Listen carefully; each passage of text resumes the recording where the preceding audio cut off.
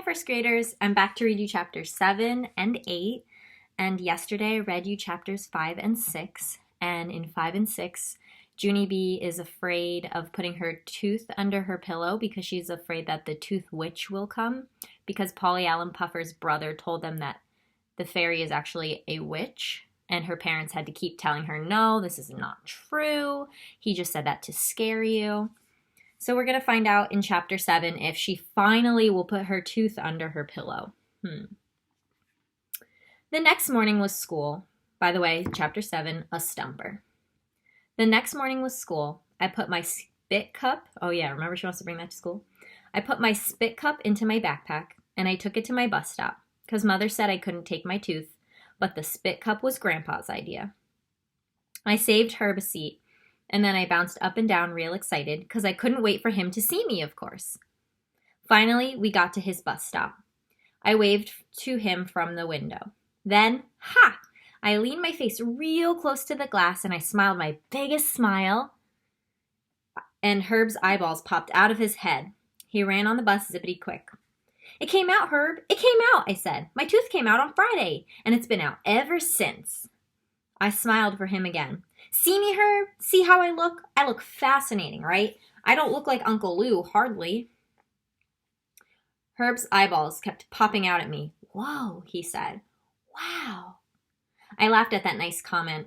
I smiled and pointed. See my tooth hole, Herb? Huh? I look cute, right? I don't even look like Uncle Lou, correct? Herb said wow again. After that, I quick got my backpack and I unzipped the zipper. Yeah, only wait till you see this, Herbert, I said. I brought something special for you to see. After that, I pulled out the cup and I put it right on his lap. Ta-da! It's my spit cup, Herb. I use this cup to rinse my actual spit. I showed him the edges. See the pink color right there? That pink is from the bleeding. Herbert's face did not look delighted. Okay, thank you, he said. Please get it off of me now. I got it off. But I thought you would like this, I said, very disappointed. Herb patted me. Live and learn, he said. Here's Junie B showing him her spit cup, and he is not pleased. And live and learn means you live, you make mistakes, and you learn from them. Pretty soon, his face got normal again. So how much money did you get from the fairy, Junie B? He asked. Did you get a lot of cash? My stomach did a flip-flop at that question, because I didn't want to discuss the matter, of course. I squirmed in my seat kind of worried, and then I looked out the window, and I didn't talk. Herb tapped me.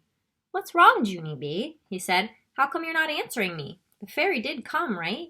She didn't forget you, did she? I looked all around, then I scooted next to him very close, and I quieted my voice to a whisper. Yeah, only I can't discuss this matter with you, Herb, I said, because I know stuff about the fairy. Stuff? What kind of stuff? He asked. I whispered even softer. Sorry, I said, but I have to keep it a secret, so please don't ask me any more questions, and I mean it. After that, I pretended to lock my lips. And I threw away the key. I saw that on TV once. That's like when I say zip it, lock it, put it in your pocket. Herb looked at me, annoyed. I unlocked my lips again. Don't be mad at me, I said. I can't help what I know, Herb. And anyway, all you have to do is think about it, because the fairy doesn't make sense. Herb scratched his head. What do you mean she doesn't make sense? Why doesn't she? I crossed my arms. Because what does the fairy do with the teeth, Herbert? Did you ever think or ask yourself that problem? Why would a fairy pay money for teeth when she doesn't even use them? It sounds kind of fishy, don't you think? Herb just stared at me. Well, I said, do you know the answer, Herb? A fairy wouldn't just throw teeth in the garbage, would she? Because that doesn't even add up. Only nobody knows what she does with them, apparently. Not even you, I bet. Herb wrinkled his eyebrows. I never thought of it like that, he said. He tapped on his chin. What does the fairy do with the teeth? That's a stumper, all right. And that's why the chapter's called A Stumper. It's something that confuses you. After that, he slid way down in his seat. And he thought and thought some more. I thought some more, too. We rode to school real quiet. So they're questioning, what does the fairy do with the teeth after she takes them? Chapter 8 is called Smiling, so you can either pause the video and come back, or you can keep listening. Chapter 8, Smiling. Miss Curry needs a drink. Hold on. East Windsor. When we finally got to school, I started feeling shaky inside because I didn't want to get laughed at, remember? Plus, I was still concerned about the fruit throwing. I closed my mouth real tight and I walked back to my desk. Lenny smiled and waved at me. I waved back, but, very slow. I did a shy smile. That's when Lenny jumped up from his desk and he did a loud whoop. Cool, he said. You look cool, Junie B. Jose heard Lenny and came to see. Then he grinned and grinned at my brand new smile, and he gave me a happy high five. And that is not even the best part, because Mr. Scary saw what was going on, and he came all the way to my desk to see my tooth, and he gave me a smiley face sticker. After that, he clapped his hands together, and he made an announcement to room 1. He told them Junie B lost her tooth, and he asked me to stand up and show them my special new smile. I swallowed real nervous. And then I stood up kind of jittery, and I opened my lips a teensy bit so the children could see my tooth hole. Pretend I've got black right there. Let's see. And what do you know? Room 1 was happy for me. All of them smiled real nice. Except not May, of course. Let's see. May just rolled her eyeballs. She's, again, jealous. I think you look weird, Junie Jones. She said, I think your smile looks silly. I sat down. No, May. This is a silly smile, I said. And then I put my fingers in the sides of my mouth, and I stretched my smile across my face, and I wiggled my tongue at her very fast, like this. Lenny and Jose laughed and laughed. And guess what? At lunchtime, I made my smile even funnier because Lenny gave me a raisin, and I put it right in my tooth hole and stuck it there. Very hilarious. Ooh. Shirley laughed her head off at that joke. I am beginning to enjoy that girl. So how much did the tooth fairy leave you? She asked. Did you get a bundle? Yeah, said Lenny. I was wondering that too. I started feeling squirmy again. I looked at Herb kind of worried. He tried to explain the matter to me.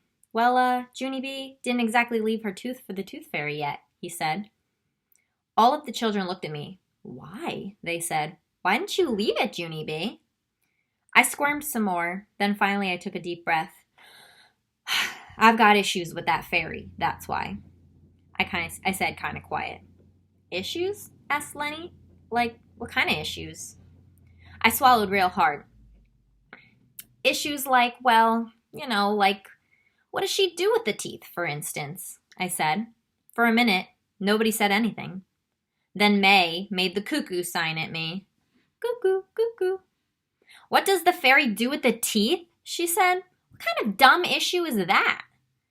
I flashed my angry eyes at that girl. Junie B and May do not get along. May's grumpy. Well, if it's so dumb, then you must know the answer, right, May? I said. And so what does the fairy do with the teeth? Huh? She doesn't pay money just to throw them away, does she? After that, I waited and waited for her to answer. The other children waited too. But May didn't say anything. Well, I said. Well, said Shirley. Well, said Jose. Finally, May's face turned red, and she went to get a drink of water. After that, the whole lunch table started talking about the fairy, only no one knew what she did with the teeth. We wondered and wondered. Then, all of a sudden, Lucille stood up, and she fluffed her fluffy dress. Well, guess what? I don't really care what the fairy does with the teeth, and all I care about is how much money she leaves. She looked at room 1. You're nothing without money, people. Remember that, she said. Oh my gosh. I tapped my fingers on the table, kind of annoyed. Yeah, only that doesn't even answer my question, Lucille, because I still don't know what she does with the teeth. Lucille put her hands on her hips. Well, maybe she just collects them, she said. Did you ever think of that? Huh? Collecting stuff is a hobby, you know. My Richie Nana collects tons of junk, and she pays good money for it, too. I tapped my fingers some more, and then I put my chin in my hands, and I thought about Lucille's Nana. Finally, I started to smile a little bit, because maybe Lucille's idea might make some sense, probably. Pretty soon, Herb smiled a little bit too. A tooth collection, huh? He said. Maybe that's the answer, Junie B. Yeah, that must be it. The fairy might collect teeth as a hobby or something. Sure, said Lenny. There's nothing wrong with collecting stuff. Like, I collect baseball cards, but I don't really do anything with them. See, and I collect Matchbox cars, said Jose. What's wrong with that? Just then, Sheldon springed up from the table. Yes, and I collect vacuum cleaner bags, and the doctor says that's perfectly normal. After that, Sheldon laughed, and he pretended to vacuum his pants. And all of us moved away from him. Okay. Then the bell rang, and everyone went outside for recess. That afternoon, I wrote in my journal. Dear first grade journal, me and Herb talked some more on the playground. We decided that the tooth fairy has a tooth collection, probably. And that is not even weird, possibly. Also, I promised Herb I would put my tooth under my pillow tonight. I hope we are right about this woman. From Junie B., first grader. P.S. I wish me all the best. And that is chapter 8. Wow. So Lucille's prediction about what the tooth fairy does with the teeth is pretty good in my opinion. Just collects them. I really have no idea. What do you think? Ask yourself that. All right, so chapter 9 on Monday. Let me look what chapter 9 is called. I think it's called Miracles. Let me see. Come on. Yeah, miracles. And a miracle is something amazing that happens. Something you think might never happen, and it does. So I'm thinking something good is about to happen in this chapter. All right, thanks for watching, and I hope you enjoyed. See you tomorrow. Oh, I'll see you Monday. Have a good weekend.